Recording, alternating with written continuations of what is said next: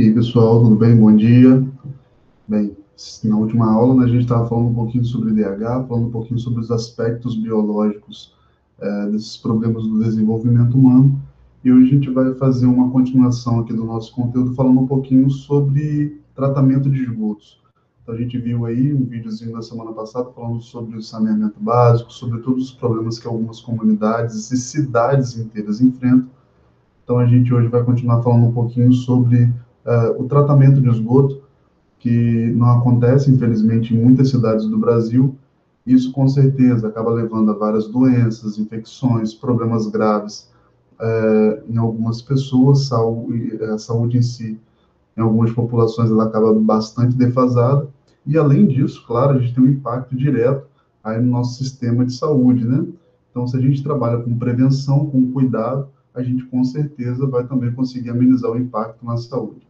A gente, principalmente nesse momento que a gente está vivendo agora, de pandemia, é importantíssimo a gente se atentar para isso, porque se a gente consegue trabalhar recursos para prevenção de outras doenças, a gente vai conseguir aí maneirar, pelo menos por um lado, né, esse sufoco que está acontecendo nos grandes hospitais aí das grandes cidades, ou cidades que são polo que recebem muitas pessoas. Vamos lá, primeiramente a gente vai começar aqui com um conceitinho básico. O que seriam os esgotos? Esgotos, então, eles também são chamados de efluentes ou águas servidas, são todos os resíduos líquidos provenientes de indústrias e também de domicílios e que necessitam de tratamento adequado para que sejam removidas todas as impurezas e assim eles possam ser devolvidos à natureza sem causar danos ao meio ambiente e também à saúde humana. Então, lá na sua casinha tem lá o seu vaso sanitário, a gente tem lá um localzinho bonitinho lá para poder ser depositado aí todo o número 2 da casa inteira, tudo que todo mundo fez. Então, depois que essas águas elas foram utilizadas para liberar aí, fazer a limpeza das nossas necessidades, né? É interessante que depois essa água ela não seja simplesmente jogada ao léu e que fique aí à mercê, proporcionando contaminação. A gente espera que as cidades elas tenham um meio de tratamento de todo esse esgoto que foi gerado, que foi produzido. A gente tem basicamente alguns tipos de esgoto. Vamos começar falando sobre os esgotos domésticos, que no caso ele tem aí um percentual de 99,99% de líquido e 0,01% de matéria orgânica. Como que a gente consegue produzir esse esgoto aí na nossa casa? A gente produz esse esgoto tomando banho. Então, a água que a gente com certeza usou para poder tomar o banho, ela não vai ser reaproveitada, né? Não naquele instante, não antes de ser tratada. A gente tem aí também esgoto sendo produzido ao lavarmos as louças. A gente tem também esgoto aí produzido quando a gente está ali escovando, fazendo nossa higiene pessoal, além do banho, escovando os nossos dentes. A gente tem também os esgotos industriais, ou seja, eu tenho lançamento subterrâneos de alguns poluentes e eu tenho lançamento de alguns resíduos de grandes fábricas nos rios. A gente, claro, obviamente não vai comentar, mas a gente sabe aí que tem uma galera também que, além dos esgotos industriais, tem algum comércio, algum, alguma pequena indústria também ali funcionando na sua casa, uma microempresa, e às vezes essas pequenas empresas elas acabam gerando também algum tipo de dejeto, e dependendo do local que se estiver, ele é lançado no rio, é lançado numa lagoa, é lançado num lago. Então, isso também é importante a gente levar em consideração. A gente tem também os esgotos pluviais, que são aqueles que são formados através da água da chuva. Então, a chuva chegou, ela passou ali no chão da cidade, ela percorreu ali os caminhos, com certeza aquela água, a partir do momento que passou pela cidade, ela foi limpando, né? Limpando. Mas ela foi passando ali pelas ruas, pelos carros, pelos jardins, e com isso ela foi gerando também uma certa contaminação. Agora, como que funcionaria esse tratamento dos esgotos? A gente diria que esse tratamento ele aí consiste na remoção de todos os poluentes. Então, essa água, ela vai passar, assim como a gente tem uma ETE, né? Uma ETA, perdão, uma estação de tratamento de água, a gente tem as ETS, que ela vai fazer o tratamento desse esgoto. Então, sim, a água que saiu lá do seu vaso sanitário, a água que você escovou os dentes, a água que você utilizou para tomar banho, ela pode ser tratada e ser reutilizada. Isso é muito importante. É importante que isso aconteça. O método a ser utilizado depende das características de cada esgoto coletado. Então, de acordo com o percentual que a gente tem lá de sólido, de substância química, ou que tipo de esgoto é, a gente vai ter um tratamento diferente, ok? Por que é importante, então, tratar os esgotos? Porque a gente tem aí como objetivo devolver essa água que foi utilizada de volta ao meio ambiente. E assim a gente vai conseguir reutilizá-lo. Além de tudo, a gente vai estar aí trabalhando também com preservação, com conservação também no ambiente. Sem contar que a gente vai ter aí, ó, um benefício à saúde pública. Essa água sendo lançada novamente, tratada no ambiente, ela pode ser reutilizada de alguma forma, né? Isso, obviamente, é muito importante, principalmente quando a gente está falando aqui sobre conservar o planeta, sobre estabelecer um limite de uso para tudo que se tem, para que a gente não acabe usando demais, e aí trabalhando na sustentabilidade, o uso necessário, né?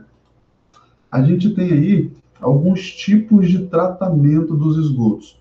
A gente vai definir isso daí de acordo com os níveis, lembra que a gente estava falando que de acordo com o tipo de esgoto, eu também vou ter um tipo de tratamento. Então, ó, obviamente, eu preciso identificar o tipo de esgoto que eu tenho, e a partir do momento que eu identifiquei, eu vou ter um nível preliminar, onde eu vou ter lá uma retenção daqueles resíduos maiores. Então, tudo que for maior, que for sólido, vai sendo retido ali.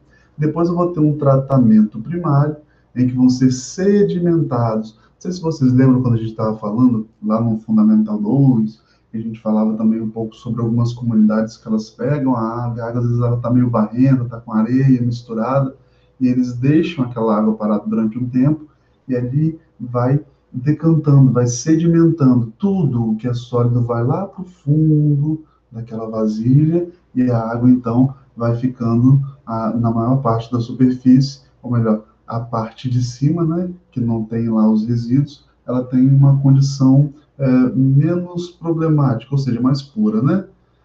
A gente tem o tratamento secundário, onde os micro-organismos vão se alimentando daquela matéria orgânica que foi lançada juntamente com o esgoto, e a gente tem o tratamento terciário, onde a gente vai ter a remoção dos poluentes que são específicos e também de micro-organismos, fungos, bactérias que podem te causar alguma doença. Então, a gente vai ter esse tratamento acontecendo em alguns locais. Antes da gente ir para partir, né, para o tratamento em si, a gente vai falar um pouquinho sobre armazenamento desse esgoto. A gente tem aqui as fossas sépticas. A gente já está acostumado a ouvir falar de fossa, né? Geralmente as nossas casas elas têm um local para armazenamento, para lançamento desses esgotos, né? Quem mora principalmente no centro urbano, quem mora na região urbana da cidade, com certeza já ouviu falar que na sua casa deve ter alguma fossa. A gente tem até alguns caminhões que quando a fossa está ficando cheia, vai o caminhão limpa a fossa para poder tirar o excesso de todo aquele dejeto que foi lançado ali. Então, a gente tem aqui uma fossa séptica, ó, são dispositivos de tratamento de esgoto destinados a receber a contribuição de um ou mais domicílios e com capacidade de dar aos esgotos um grau de tratamento compatível com a sua simplicidade e custo. Então, se a gente tem um armazenamento ali, a gente já sabe mais ou menos o que tratar, como tratar, e a gente já sabe que isso deve ter que ser lançado num local específico. Por isso que é importante que as cidades elas tenham uma rede de tratamento de esgoto. A rede coletora de esgoto, a gente consegue observar aqui, de acordo com a imagem, ó, a divisão que a gente tem entre as casas. Aqui, no caso, a gente está vendo o subsolo. Através do subsolo, a gente vai percebendo as ligações domiciliares que vão sendo lançadas em redes coletoras. Essas redes coletoras vão passar por um coletor-tronco, que ele vai lançar tudo isso numa estação, perdão, de tratamento de esgoto. Então, ó, nas casas, comércios ou indústrias, ligações com diâmetro pequeno, obviamente, não tem necessidade de um cano extra gigante para poder pegar o número 2 da sua casa, formam as redes coletoras. Então, tem aqui as redes coletoras que vai pegando, aí, no caso das casas, dos prédios, de pequenas indústrias, pequenos comércios. Essas redes são conectadas aos coletores tronco. São tubulações instaladas ao lado dos córregos, que recebem os esgotos de diversas redes. Dos coletores tronco, os esgotos vão para os interceptores, que são tubulações maiores, normalmente próximas aos rios, como a gente consegue ver aqui, ó, pertinho de onde vai acontecer o tratamento do esgoto. A partir das residências e indústrias, o destino dos esgotos será uma estação de tratamento, uma ETE, Estação de Tratamento de Esgoto, que tem a missão de devolver a água em boas condições ao meio ambiente ou reutilizá-la para fins não potáveis, como irrigação, por exemplo. Então, a gente consegue observar que o tratamento é feito, depois o tratamento vai ser lançado aí no rio, vai ser enviado através de caminhões para fazer irrigação de algum local e assim vai. Vamos agora falar um pouquinho sobre duas fases que a gente tem na estação de tratamento dos esgotos. A gente tem a fase líquida e a gente tem a fase sólida. Obviamente, a fase sólida ela é muito simples, porque na fase sólida a gente vai ter lá um tratamento daquela matéria orgânica, então de tudo que foi gerado. Então, vamos botar assim, um cocô, propriamente dito, né? Mas a gente tem um tratamento através da fase líquida. Como que a fase líquida vai acontecer? Vamos observar passo a passo aqui. Ó, eu tenho aqui, então, exemplificando a cidade. Então, a cidade que, no caso, ela está produzindo esgoto todo o tempo. Aqueles tipos de esgoto que a gente já viu. Tem esgoto pluvial, esgoto aí domiciliar, esgoto dos grandes indústrias, dos grandes comércios. Então, a cidade ela está produzindo esgoto. Depois que ela produz o esgoto, a gente vai ter, então, essa água aí sendo lançada através de coletores. Lembra que a gente falou lá um pouquinho antes, ali nos slides anteriores, que a gente tem coletores individuais aí para casas, para prédios, para condomínios, no caso, que vão estar recebendo esse esgoto. Então, ó, após a distribuição das residências, a água utilizada para higiene pessoal, alimentação e limpeza vira esgoto. Ao deixar as casas, ele vai para as redes coletoras, passa pelos coletores, troncos e interceptores até chegar às estações de tratamento de esgoto. Ok, então a gente está aqui na cidade. Na cidade a gente teve então ó, o lançamento de todo esse esgoto. A gente vai chegar numa parte aqui que tem as grades. Lembra que a gente falou que primeiro eu tenho que reter tudo que for partícula sólida grande. Então, ó, antes de ser tratado, o esgoto passa por grades para retirar a sujeira. Papel, plástico, tampinha e uma série de outras coisas, para que só a água passe. Não sei se vocês se lembram aí, a gente, quando vai ver aqueles filmes, esses filmes gostam de mostrar muito Nova York, por exemplo, quando a gente viu, não sei se vocês se lembram, o Homem-Aranha. Lembra quando a gente viu o Homem-Aranha, o Homem-Aranha do Andrew Garfield, que o vilão era o lagarto. E aí, no caso, ele vai para a tubulação, para os esgotos, e a gente vê lá aqueles esgotos enormes, sabe? Aquela tubulação enorme para poder passar todo aquele esgoto da cidade ali. E a gente tem locais que são grandes coletores, interceptores também. Que a gente vê canos chegando de todas as partes. Não sei se vocês recordam no filme, mas vocês com certeza já devem ter visto algum filme que aí fala um pouquinho sobre alguma coisa da cidade e mostra lá a região dos esgotos, né? Então, depois que passou pelas grades, a gente vai ter as nossas queridas caixas de areia. O que elas fazem? Elas vão aí, no caso, retirar toda a areia, todas essas partículas sólidas que estão contidas naquele líquido, né? De tudo que veio do esgoto. Então, aqui nas caixas de areia, a gente vai ter a retenção daquela poeira, daquela areia que está ali, formando aqueles carocinhos no esgoto, né? Depois disso, a gente vai ter um decantador primário. Lembra que a gente falou sobre decantação? Que a gente vai tendo os sedimentos aí, ó, indo para o fundo. Então, após a caixa de areia, o esgoto é enviado aos decantadores primários, onde ocorre a sedimentação de partículas mais pesadas. Então, aqui no decantador primário, a gente vai ter as partículas mais pesadas indo para o fundo, e aí a água, no caso, vai ficando um pouco mais limpa, ok? Seguindo, a gente tem os nossos queridos tanques de aeração. O esgoto é composto por matéria orgânica e micro-organismos. Nos tanques de aeração, o ar fornecido faz com que os micro-organismos ali presentes multipliquem-se, perdão aqui a digitação, e alimentem-se de material orgânico, formando lodo e diminuindo assim a carga poluidora do esgoto. Continuando, a gente vai para o segundo decantador, o decantador secundário.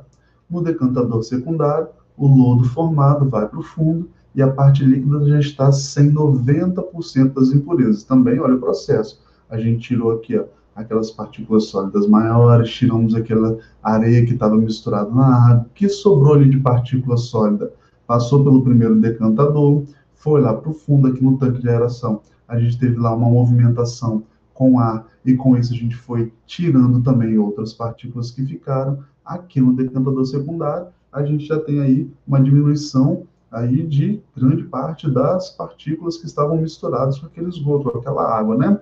Essa água não pode ser bebida. Ela é lançada nos rios ou reaproveitada para limpar ruas, praças e regar jardins. Aí a gente tem, ó, a fase sólida depois disso. Na fase sólida, basicamente, vai acontecer aquele tratamento com as partículas maiores, né? Então, eles vão pegar todas aquelas partículas maiores, vão, no caso, despejar em algum local, e depois desse despejo, no caso, elas vão passar também por algum tipo de tratamento, porque, de certa forma, se não for algo que serve para ser coletado, reciclável e através dessa reciclagem ser reutilizado de alguma forma, se for matéria orgânica, partículas de matéria orgânica, pode ser utilizada como adubo também em alguns locais, tá? Então a gente vai ter, ó, o lodo entrando, o lodo no caso vai passando por um tratamento, aqui no tratamento a gente vai ter uma maceração, também vai se deteriorar em partículas menores, essas partículas menores elas vão passar por filtros, esses filtros no caso eles vão aí ser transformados em pequenos blocos, e esses pequenos blocos vão ser utilizados como adubo em outros locais, ok? Quais são os impactos, então, do esgoto no meio ambiente? Bem, primeira coisa, a gente diz, ó, mortalidade aí de peixes em decorrência do baixo teor do oxigênio. A gente, quando falou sobre ciclos biogeoquímicos, a gente falou um pouquinho também sobre impacto ambiental e poluição. No nono ano a gente viu um pouquinho disso. Provavelmente quem não viu no nono ano deve ter visto no sétimo ano ou no início do oitavo ano, mas a gente fala um pouquinho também sobre isso, sobre essas possibilidades que existem envolvendo a poluição, de diminuição do oxigênio. Se diminui o oxigênio, a gente tem uma proliferação, às vezes, de algumas bactérias que são anaeróbicas, que elas vivem em meios que não têm oxigênio, e elas vão deteriorando um pouco do oxigênio que tem ali, ou vão se multiplicando, e a gente, infelizmente, tem uma alta mortalidade dos animais que precisam do oxigênio para respirar. A gente tem também, ó, transporte de lixo, perdão, transporte de lixo associado ao esgoto. Obviamente, a gente falou lá que tem algumas partículas que, infelizmente, estão junto do esgoto, de toda a água que é liberada. A gente, quando falou também do esgoto pluvial, por exemplo, quando cai em chuvas vão carregando. Aqui em Campos a gente sofre muito com isso, né? A gente sofre porque a gente tem alagamento por várias partes da cidade. Infelizmente, as pessoas não colaboram. A gente vê agora numa votação em que, na véspera da votação, as pessoas jogaram aqueles santinhos, né? Inúmeros santinhos pela cidade. Esses santinhos, obviamente, depois, quando bate uma chuva, perdão, eles vão estar entupindo os bueiros não comportando a quantidade de água com o entupimento que se tem, a gente tem aí algumas partes da cidade alagando, levando em consideração também que Campos é uma cidade plana, né? Então não tem caimento para onde a água ir. Então, se a gente não faz um sistema de escoamento super eficaz, infelizmente a gente tem o alagamento de algumas regiões aí, e com isso a gente vai levando lixo, e com o lixo a gente acaba levando também algumas doenças, e aí a gente tem vários animais, por exemplo, que são transmissores de doenças, né, como ratos, por exemplo, através da leptospirose, e uma série de outras doenças que a gente pode estar levando por causa dos esgotos. Depois, a gente tem aqui, ó, perda da qualidade de rios e canais. Obviamente, eu tenho rios e canais que, se eles recebem muitos dejetos, muitos esgotos, eles, infelizmente, vão ficar totalmente poluídos. E essa água, para ser tratada ou para ser utilizada, às vezes tem rios que a água em si ainda pode ser utilizada através de fervura para que algumas famílias consigam beber dessa água. Mas se você lança a poluição do esgoto, aí infelizmente acabou, não tem como fazer uso dessa água. Aí você dificulta o trabalho por completo. Se for uma localidade que não tem esgoto, que a cidade ainda não tem tratamento de esgoto, e a gente sabe que são muitas cidades no Brasil que não tem isso, a gente fica até chocado com esses dados, mas infelizmente a gente vai levando em consideração que esse problema é um problema super comum em alguns locais, né? Qual é o maior problema ambiental do Brasil hoje?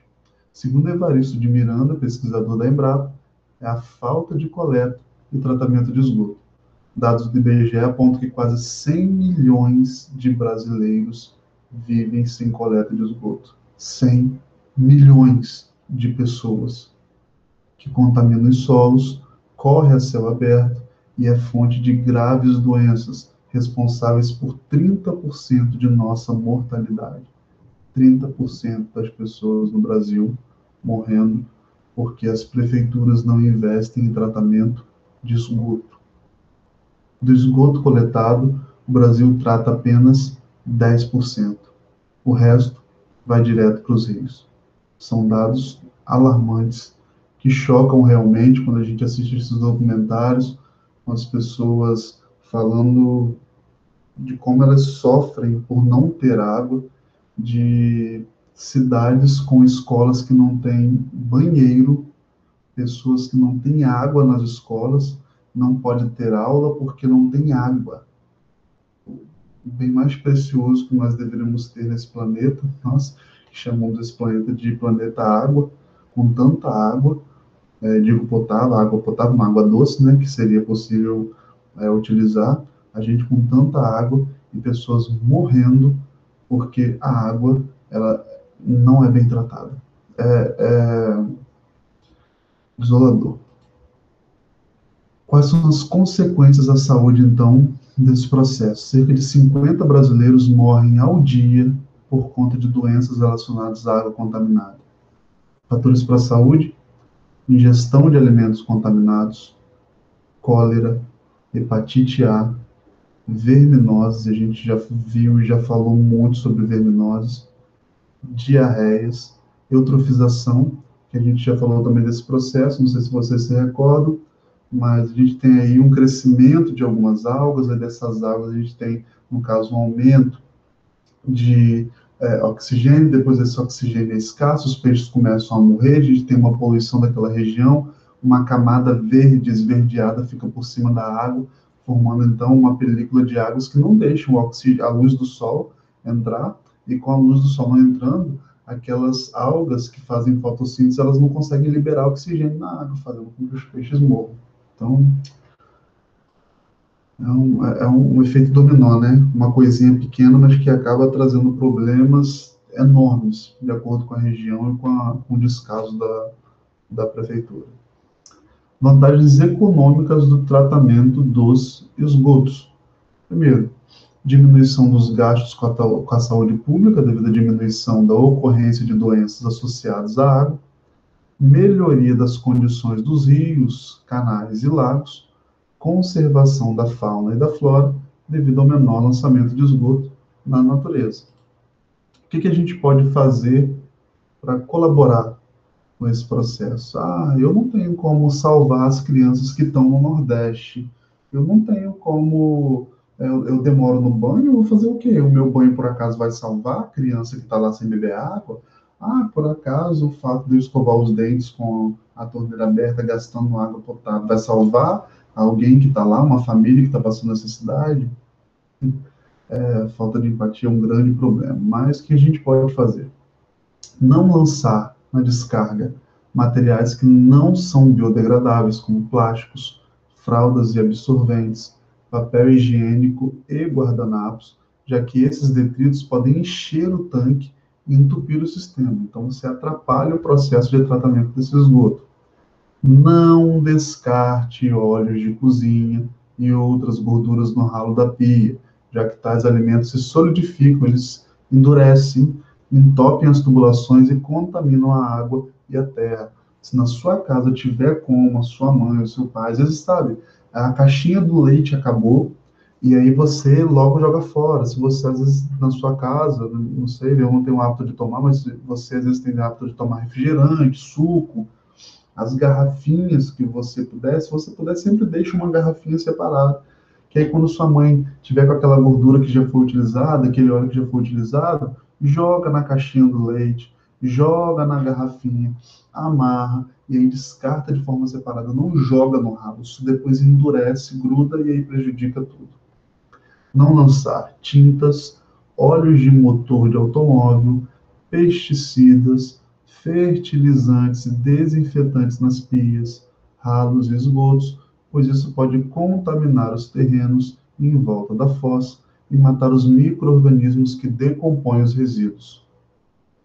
Usar água fervente para desentupir ralos em substituição a quaisquer produtos cáusticos.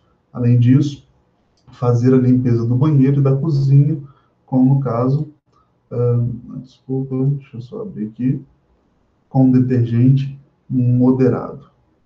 Então, basicamente, é isso. Vou mostrar um vídeo para vocês agora que ele fala um pouquinho sobre os dados que nós temos aqui no Brasil. É um vídeo interessante, gostaria que vocês prestassem atenção. Essa reportagem é muito interessante e esclarece bastante as coisas para nós.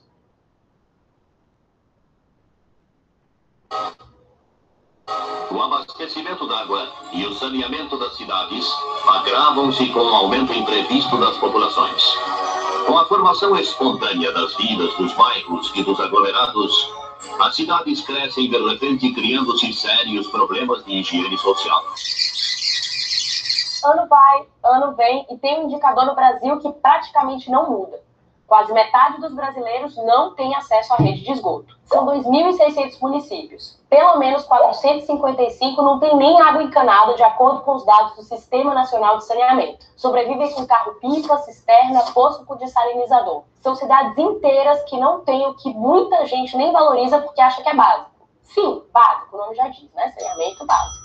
Quando a gente olha os dados do detalhe, as coisas pioram. Eu fui buscar informações para entender o que é feito com os recursos do FGTS. Isso mesmo, a poupança compulsória dos trabalhadores com carteira assinada. A gente ouve que ele financia a construção civil, mas não só.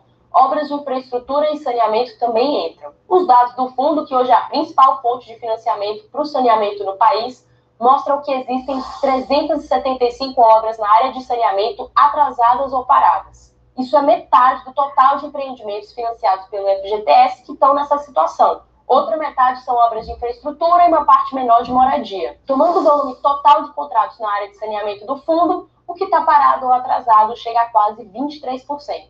É bastante coisa. Meu nome é Camila Veras Mota, da BBC News Brasil, aqui em São Paulo, e nesse vídeo nós vamos explorar 3 razões que explicam por que o país tem tanta dificuldade para levar água tratada e esgoto para todos os brasileiros. Número 1. Dificuldade de acesso aos recursos já disponíveis. O Brasil investe por ano muito menos do que seria necessário para atingir a meta de universalização estabelecida pelo PLAN-SAB, o Plano Nacional de Saneamento, que é 2033. A CNI, a Confederação Nacional da Indústria, calcula que no ritmo atual esse prazo não seria alcançado pelo menos até 2060. Isso significa pelo menos mais 2 gerações de brasileiros convivendo com esgoto a céu aberto e todo tipo de consequência negativa que isso tem. Do bem-estar, a questão da saúde em si. Leptospirose, disenteria bacteriana, esquistossomose, febre tifoide, cólera, são todas doenças ligadas à falta de saneamento.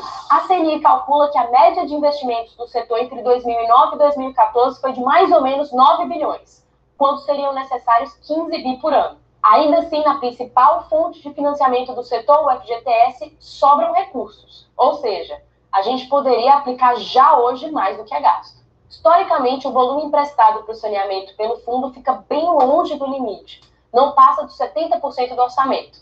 No ano passado, chegou a 69% dos 4 bilhões disponibilizados para essa área. Mas por que sobram recursos do FGTS para o saneamento? Adivinha?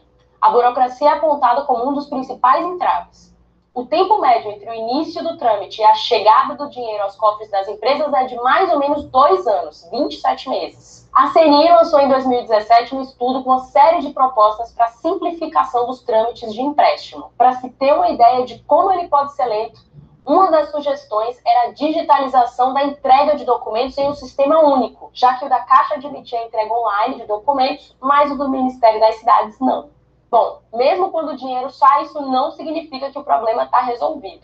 O que nos leva ao número 2, os projetos mal elaborados. A baixa qualidade técnica dos projetos e os erros recorrentes explicam em parte os atrasos ou mesmo a paralisação das obras. São estudos feitos pelas próprias empresas de saneamento, pelos entes públicos, por consultorias ou pelas construtoras que vão tocar os projetos e que não levam em consideração pontos como estrutura do solo, índices pluviométricos do município ou plano de ordenamento territorial, ou seja, quanto a cidade vai crescer e para onde. Sem uma boa base técnica, a estimativa de custos de muitos projetos acaba sendo pouco realista e falta dinheiro para continuar a obra, ou para investir na manutenção ou na melhoria da infraestrutura. Um exemplo que eu encontrei lá na lista de obras paralisadas e atrasadas do FGTS. O município de Alcantil, no interior da Paraíba, não tem água encanada. Nunca teve. Em 2003, um projeto capitaneado pelo governo do estado prometia finalmente levar água para a cidade, que tem mais ou menos 5.000 habitantes e fica a 200 quilômetros da capital paraibana, João Pessoa. Mais de 15 anos depois, entretanto, ele praticamente não saiu do papel.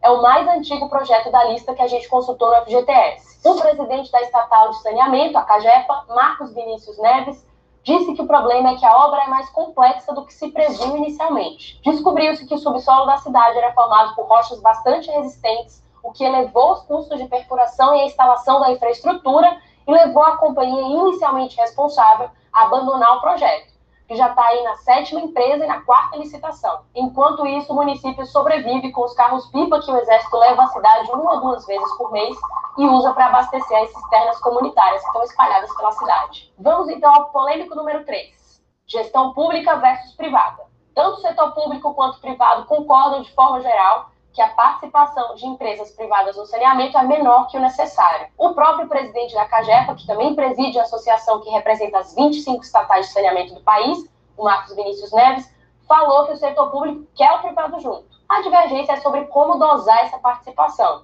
Se com a privatização das empresas públicas de saneamento, que hoje respondem por 75% da população atendida, ou a atuação em paralelo dos dois, por meio de concessões e parcerias público-privadas. Crítico da administração pública do saneamento, o economista Cláudio Fristac, presidente da Interb Consultoria, acredita que a captura das empresas por interesses de servidores concursados, parlamentares dos estados e governadores responde aí por boa parte da ineficiência dessas companhias. Para Ilana Ferreira, da CNI, a forma como o setor está estruturado favorece a interferência política. A Constituição de 88 atribui a competência do saneamento aos municípios, que, via de regra, não têm recursos suficientes para investir. Os prefeitos, então, delegam a tarefa para os estados que estão à frente das estatais. E esse processo é feito muitas vezes de maneira informal, sem nenhum trato, como ressalta a economista. E a solução, então, é privatizar tudo? Calma aí. A gente tem exemplos no Brasil que alimentam argumentos de todos os lados do debate. Há casos de cidades geridas por empresas privadas com péssimos indicadores, como Manaus, de cidades servidas por estatais de capital misto e com bons indicadores, como Franca em São Paulo e Cascavel no Paraná, casos de remunicipalização de serviços que haviam sido concedidos à iniciativa privada, como Itu em São Paulo, e de privatizações bem-sucedidas do ponto de vista da ampliação do atendimento, caso da Gaúcha Uruguaiana. Internacionalmente, o assunto também está longe de ser consenso. Há casos famosos de remunicipalização em Paris e Berlim, que, para aqueles que defendem a manutenção do setor de água e esgoto nas mãos do Estado, mostram que a concessão à iniciativa privada não funciona. Quem argumenta do lado contrário, por sua vez, afirma que a reestatização, no caso de Paris, foi influenciada por um forte componente político, já que Bertrand Delanoë, prefeito eleito pelo Partido Socialista, tinha uma agenda bem estatizante. No caso de Berlim, de acordo com um estudo feito pela GEO Associados, o problema teria sido a falta de transparência no processo de seleção dos investidores privados. O que a gente tira disso tudo é que não existe fórmula pronta e que cada caso precisa ser analisado na sua minúcia. E que os problemas de gestão das empresas de saneamento, públicas ou privadas, acabam custando muito caro. Se você quiser saber mais sobre esse assunto, então clica no link que vai ficar aqui embaixo. A gente continua... Difícil. Ou seja, ninguém quer segurar essa bomba e a gente tem aí um país que, infelizmente, não resolve o seu problema.